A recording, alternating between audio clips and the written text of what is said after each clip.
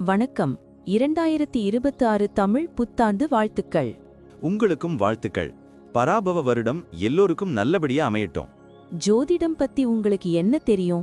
இது ஒரு பழங்கால அறிவியல்னு சொல்றாங்களே, அது உண்மையா? ஆமா, ஜோதிடம்ங்கிறது கோள்கள் நட்சத்திரங்களோட நிலைய வச்சு நம்மளோட எதிர்காலம், குணம், வாய்ப்புகள் இதையெல்லாம் கணிக்கிற ஒரு முறை. உலகத்துல பல கலாச்சாரங்கள்ல ஆயிரக்கணக்கான வருஷங்களா இத பின்பற்றி வர்றாங்க. அப்போ வேத ஜோதிடம்னு ஒன்னு இருக்கே, அதுக்கும் இதுக்கும் என்ன சம்பந்தம்? வேத ஜோதிடம், அதாவது இந்திய ஜோதிடம், சந்திரன், நட்சத்திரங்கள், கோள்களோட சஞ்சாரம் இதையெல்லாம் முக்கியமா எடுத்துக்குது. ஒவ்வொரு ராசி லக்னம், கிரக அமைப்பும் ஒருத்தரோட வாழ்க்கையில பலவிதமான தாக்கங்களை ஏற்படுத்தும். இது எல்லாமே அவங்கவங்க ஜாதகத்தை பொறுத்து அமையும். சரி, 2026 தமிழ் புத்தாண்டு, அதாவது பராபவ வருஷத்துல கிரக நிலைகள் எப்படி இருக்கும்? இதனால நமக்கு என்ன மாதிரி பலன்கள் கிடைக்கும்? அதை தான் இப்போ நம்ம பார்க்க போறோம். இந்த பராபவ வருஷத்துல 12 ராசிக்காரர்களுக்கும் என்னென்ன சிறப்பு பலன்கள் இருக்குன்னு ஜோதிட ரீதியா நம்ம பார்க்கலாம். ரொம்ப சுவாரஸ்யமா இருக்கே. இத தெரிஞ்சுக்கிறதுக்கு முன்னாடி நம்ம சேனலை சப்ஸ்கிரைப் பண்ணாதவங்க உடனே சப்ஸ்கிரைப் பண்ணிடுங்க. ஆமா, பெல் பட்டனையும் கிளிக் பண்ணி வச்சுக்கோங்க. அப்பதான் நம்ம போடுற வீடியோஸ் உங்களுக்கு உடனுக்குடன் நோட்டிபிகேஷனா வரும். சரி, வாங்க வீடியோக்குள்ள போலாம். ஹே, 2026 மிதுன ராசி பலன் படி இந்த தமிழ் புத்தாண்டு நமக்கு எப்படி இருக்கும்னு பார்த்தா கொஞ்சம் கலவையா இருக்குமாம். நிறைய புது அனுபவங்கள், கூடவே சில சவால்களும் வரும்னு சொல்றாங்க. அப்படியா? சவால்களா? நம்மளோட புத்திசாலித்தனமும் எந்த சூழ்நிலைக்கும் ஏத்த மாதிரி மாறிக்கிற திறமையும் இந்த சவால்களை சமாளிக்க உதவும்னு நினைக்கிறேன். மனதுல கொஞ்சம் குழப்பம் இருந்தாலும் சரியான முடிவுகள் எடுப்போம்னு சொல்றது கொஞ்சம் ஆறுதலா இருக்கு. ஆமா, சமூகத்துல நம்ம திறமைக்கு நல்ல அங்கீகாரம் கிடைக்கும்னு சொல்றாங்க. ஆன்மீகத்துல ஈடுபாடு அவ்வப்போது வரும்னு இருக்கு. புது வாய்ப்புகளையும் நல்லா பயன்படுத்திக்கலாம். அது சரி, குடும்ப வாழ்க்கை எப்படி இருக்கும்னு பாத்தியா? சற்று கவனம் தேவைன்னு இருக்கே. குரு பகவான் ஜூன் மாதத்துக்கு அப்புறம் 12ஆம் இடத்துக்கு போறதால செலவுகள் அதிகமாகுமாம். ஆமா, குடும்ப உறுப்பினர்களுக்குள்ள சின்ன சின்ன கருத்து வேறுபாடுகள் வரலாம்னு இருக்கு. பொறுமையா கையாளணும்னு சொல்றாங்க. சுப நிகழ்ச்சிகள் கொஞ்சம் தாமதமாகும். குழந்தைகளால கூட சில மனக்கவலைகள் வரலாம்னு இருக்கு. ஓ, ஆனாலும் மூத்தவங்க ஆதரவு கிடைக்கும், புது பொருட்கள் வாங்குவோம்னு சொல்றாங்க. விட்டு கொடுத்து போறது நல்லதுன்னு இருக்கு. சரி, தொழில் வியாபாரம் எப்படி? அதுல நல்ல முன்னேற்றம் இருக்கும்னு பார்த்தேன். கரெக்ட்.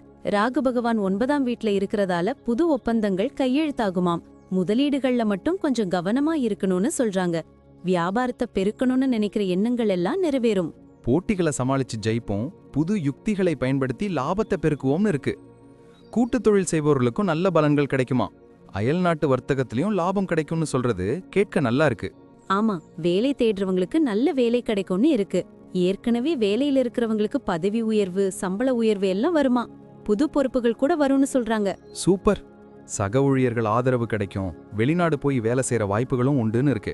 நம்ம திறமைக்கு அங்கீகாரம் கிடைக்கும், பணிச்சுமை இருந்தாலும் சமாளிக்கும் சக்தி இருக்கும்னு சொல்றது நம்பிக்கை கொடுக்குது. ஆமா, மேலதிகாரிகளோட பாராட்ட பெறுவோம். பணியிடத்துல கொஞ்சம் கவனமா இருக்கணும்னு மட்டும் இருக்கு. நிதி நிலைமை எப்படி? அதுல கொஞ்சம் ஏற்ற இறக்கம் இருக்கும்னு பார்த்தேன். ஆமா, குரு பகவான் 12ஆம் வீட்ல இருக்கிறதால எதிர்பார்த்த பணம் வர்றதுக்கு கொஞ்சம் தாமதமாகலாம். சேமிப்பு குறையலாம். புது முதலீடுகள் செய்யறதுக்கு முன்னாடி நல்லா யோசிக்கணும்னு இருக்கு. பழைய கடன்கள் எல்லாம் அடைப்படும்னு சொல்றாங்க. ஆடம்பர செலவுகளை குறைச்சு சேமிப்புல கவனம் செலுத்தணுமா. குடும்பத்தோட நிதி நிலைமை மேம்பட கொஞ்சம் கூடுதல் முயற்சி தேவை. எதிர்பாராத செலவுகளும் வரக்கூடும்னு சொல்றதால நிதி திட்டமிடல் ரொம்ப அவசியம். ஆரோக்கியத்திலையும் கொஞ்சம் கவனம் தேவைன்னு இருக்கு. நல்ல உணவு பழக்க வழக்கங்கள், உடற்பயிற்சி எல்லாம் முக்கியம். மன அழுத்தத்தில் இருந்து விடுபடுவோம், யோகா தியானம் எல்லாம் செய்வோம்னு இருக்கு. சிறிய உடல்நல குறைபாடுகள் வந்தாலும் அலட்சியம் காட்டாம உடனே சிகிச்சை எடுத்துக்கணும். கண்களுக்கு கொஞ்சம் கவனம் கொடுக்கணும்னு இருக்கு. நீர் சம்பந்தப்பட்ட நோய்கள் வரலாம்னு சொல்றாங்க. குழந்தைகளை பத்தி பார்த்தா அவங்களுக்கு நல்ல வளர்ச்சி இருக்குமா. படிப்புல சிறந்து விளங்குவாங்க, கலைத்துறையில ஆர்வம் காட்டுவாங்கன்னு இருக்கு. அவங்களோட எதிர்காலத்துக்காக முக்கியமான முடிவுகள் எடுப்போம்னு. திருமணமானவங்களுக்கு குழந்தை பாக்கியம் உண்டாகும்னு சொல்றது நல்ல செய்தி. குழந்தைகளால பெற்றோர்களுக்கு மகிழ்ச்சி உண்டாகும். அவங்களோட திறமைகளை ஊக்குவிப்போம், அவங்களோட அதிக நேரம் செலவழிப்போம்னு இருக்கு. பயண வாய்ப்புகள் இந்த வருஷம் நிறைய இருக்குமா. கேது பகவான் 3ஆம் வீட்டில் இருக்கிறதால ஆன்மீக பயணங்கள் நிறைய செய்வோமா. சொந்தக்காரங்க நண்பர்களை பார்க்க வெளிப்பயணங்கள்லாம் செய்வோமாம். வெளிப்பயணங்களால புது அனுபவங்கள் கிடைக்கும். தொழில் சம்பந்தமான பயணங்களும் லாபம் தருமா. பயணங்கள் நமக்கு புத்துணர்ச்சியையும் மகிழ்ச்சியையும் கொடுக்கும். புது இடங்களை கண்டு மகிழ்வோன்னு இருக்கு. பயணங்கள்ல மட்டும் பாதுகாப்பா இருக்கணும். சனி பகவான் 10ஆம் வீட்டுல அதாவது தொழில் ஸ்தானத்துல இருக்கிறதால தொழில் வியாபாரத்துல நல்ல முன்னேற்றம் இருக்கும்னு சொல்றாங்க. புது வாய்ப்புகள் தேடி வரும், அயல்நாட்டு வர்த்தகத்துல லாபம் கிடைக்கும், வெளிநாடு போய் தொழில் செய்யற வாய்ப்புகளும் உண்டாகுமாம்.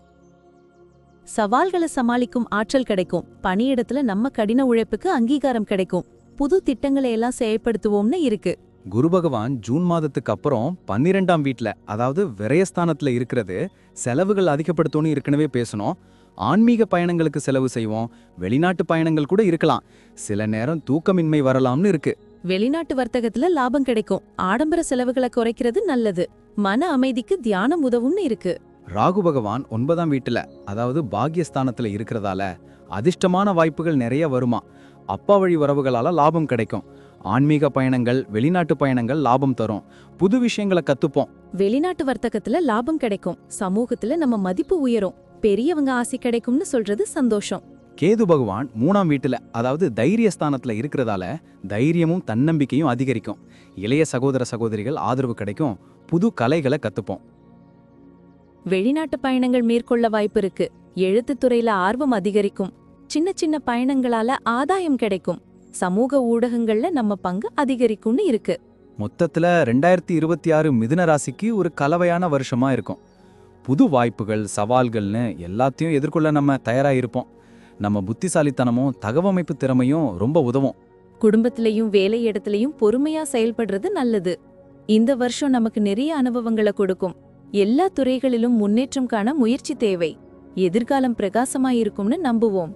இந்த பலன்கள் எல்லாம் ஒரு வழிகாட்டி தான், நம்மளோட முயற்சிகளும் கடின உழைப்பும் தான் உண்மையான வெற்றியை தீர்மானிக்கும்னு நினைக்கிறேன்.